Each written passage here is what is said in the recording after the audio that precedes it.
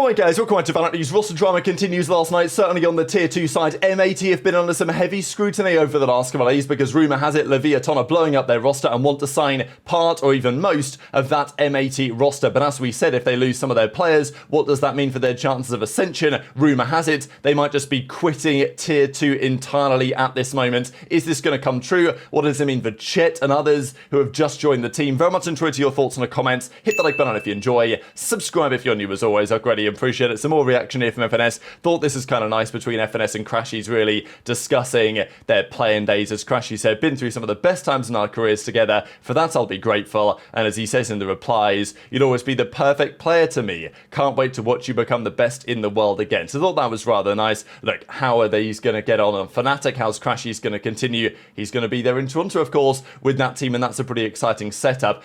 Also confirmed yesterday, and we've known it for some time now, but just to see the Tejo changes in action and how much difference this actually is making. So, well, let me actually bring up the proper one. So, of course, there's a slight change to Breach, but the other changes here that I'll just roll through for the next 30 seconds are, of course, to Tejo and the changes that looks like in terms of the, the charge consumption, the equipment time, and also the amount of, cost that things are going to have as well, which is increasing significantly. Cost increase, of course, for the guided salvo.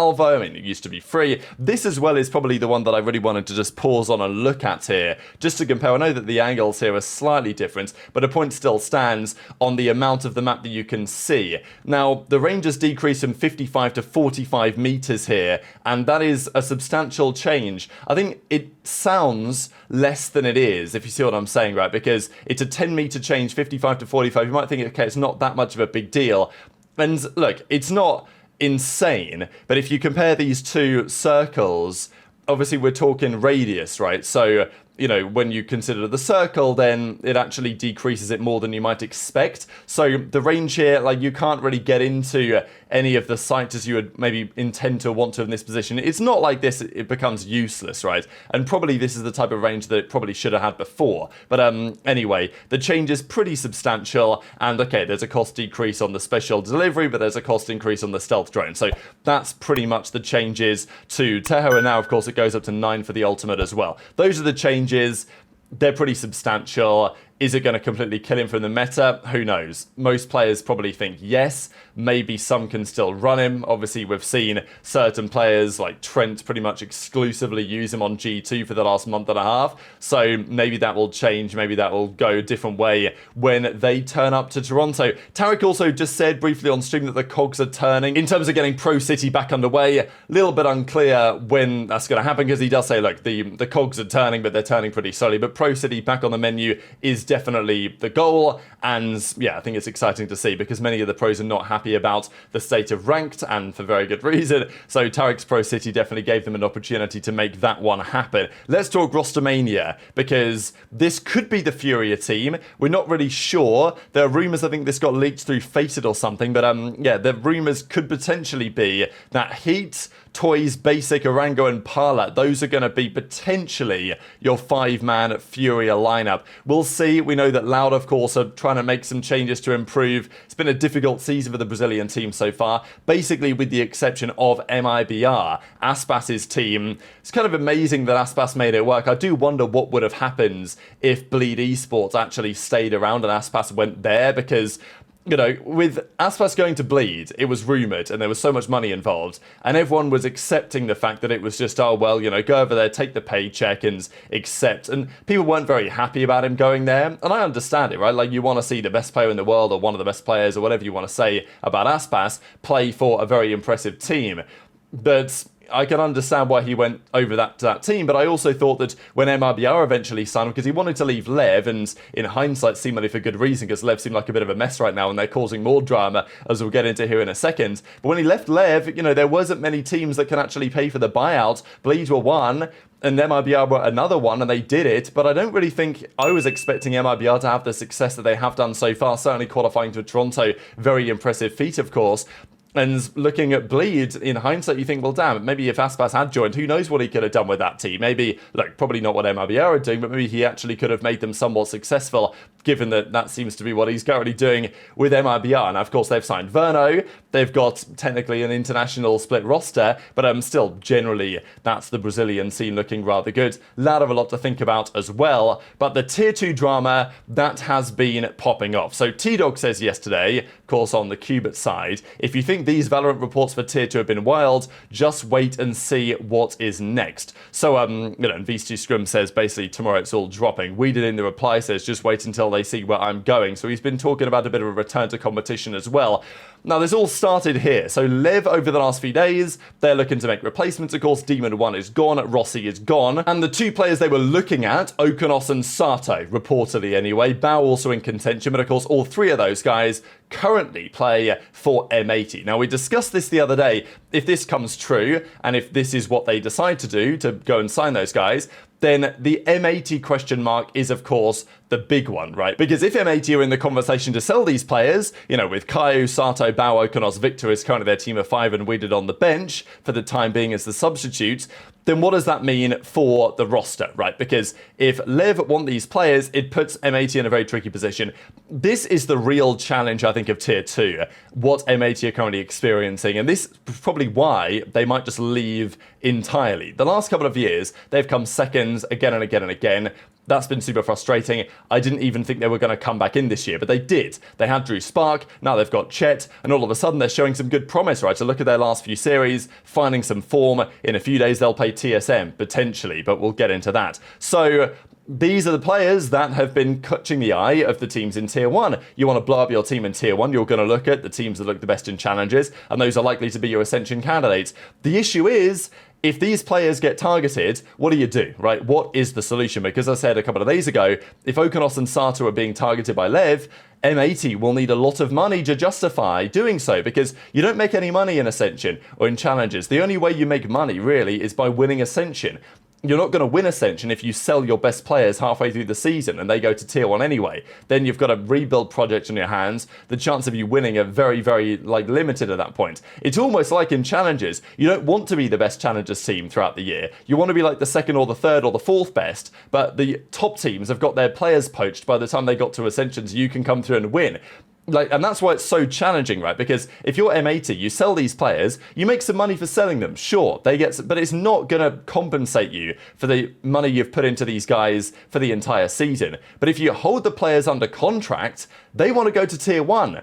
So if you hold Okonos and Sato behind and basically lock them in contract jail and say, no, you can't leave, we're not accepting any buyout for you, we're going to win Ascension, then they won't be very happy. The teamers won't want to, or players won't want to come and play for your org because people are like, oh, well, these guys, they hold their players under contract jail, it's so unfair. And look, it's not necessarily unfair, it's business, but also the main issue is that if you hold Okonos and Sato back and they simply are not allowed to be signed because you want to make sure that your Ascension team stays intact because that's your actual chance of getting your return on investment for this team, they won't play as well because now they're not happy, right? They're not happy. They had an opportunity in Tier 1. The contract was there. The organization stopped them. Now, the team dynamic is never going to be the same. So it's almost an impossible scenario. And M80 basically say, look, it's a terrible day for Rain. Chet's in the reply saying, it's time to go. And Okonos is also tweeting about it and says Vietnam soon. So, maybe he's on a flight somewhere or maybe he's flying somewhere else rather than Vietnam. Who knows? Maybe he's flying to the Lev HQ. But the point is that apparently a verbal agreement here has been reached with Lev. Okonos and Sato will be Leviathan players. At least they verbally agreed to it. And the conclusion is that according to reports now, Ari and Thomas put this report out there that M80 will be exiting Valorant prior to the playoffs. They've been a stable org in Tier 2, but as a result of all the things that we've discussed over the last few minutes, apparently they feel like it just doesn't make any sense anymore. Because even when you're good, even when you're looking good, you get your players poached and now it's an absolute nightmare. So, again, this is something that Riot at least have to think about. I'm not sure it will massively affect their decision making, but the fact that M80 are probably at this point going to leave challenges and maybe this time for good definitely means that Riot have to think about, okay, because if I'm an organization, why would I come in at the start of the season? I would simply wait a few months, see which team is looking good halfway through the year, their players are unlikely to get poached because, you know, maybe the other top guys have got poached, and then I'll come in and support that team for the end of the season and then qualify, right? Like, that is, it's difficult, but that is probably the way to do it. If you come and support a team from the start of the season, you're probably setting yourself up for failure. The difficulty is here for Chet and for others. I mean, Chet just signed the damn contract, right? He's only been there a couple of weeks, and here's Chet saying, I would pretend I didn't read that, and that, you know, M80 are potentially not going to be like staying in the team for too much longer, right? So Chet might be employed for a month and then unemployed again all of a sudden. So yeah, could be chaos. We'll see if it actually happens. Of course, the likes of SR and other teams will potentially be there to, like, I don't know, take up the scraps, as it were, because if Okonos and Sato go, but then you've still got the entire rest of the roster, right? You've still got Caillou, Bao and Victor, you know, they might need a home. Wader might need a home as well. So, you know, might not be on this team. They might potentially get offers elsewhere. Could be complete chaos happening very shortly. And tweet your thoughts in the comments below. Just to mention, the EMEA playoffs still hasn't concluded yet. Heretics and Fnatic will be in Toronto, but Liquid and BBL, that's the big game, of course, in, well, a couple of days' time. We're going to get to the conclusion to that. But, yeah, it's still pretty wild. It was Chronicle's point, of course, we talked about that he's not very happy that the EMEA region has had so much more time than others to play, and therefore they have less preparation time going forward. Just the other final thing, because in a few days' time, M80 are set to play TSM in the playoffs, but will they actually? That is currently the big question. But these are the playoffs, of course, of Stage 2. NVYFP, the former Rankers team, Winthrop Qbert, M80 TSM, Ambrosia, Burger Boys. Those are the 8 teams in the playoffs. We'll see how they get on over the coming days. Just one final quick thing to mention as well. Rumour has it that Satellite is going to join Qbert. Now, of course, Scuba is gone. He's, of course, on the way to NRG. That's now been confirmed. So, yeah, Satellite was the star duelist for Ambrosia, who just secured the 2nd seat. That looks like a change that's going to happen. Now, it's interesting, of course, because, you know, Scuba was a Sentinel. Bringing in Satellite as the duelist is definitely a decision. But at the end of the day, you got to think maybe that the talent on the Sentinel role in the region isn't maybe as strong as it could be, and they're basically just going to stack duelist talent, and maybe some series they're just going to put out loads of duelist agents and actually make that work.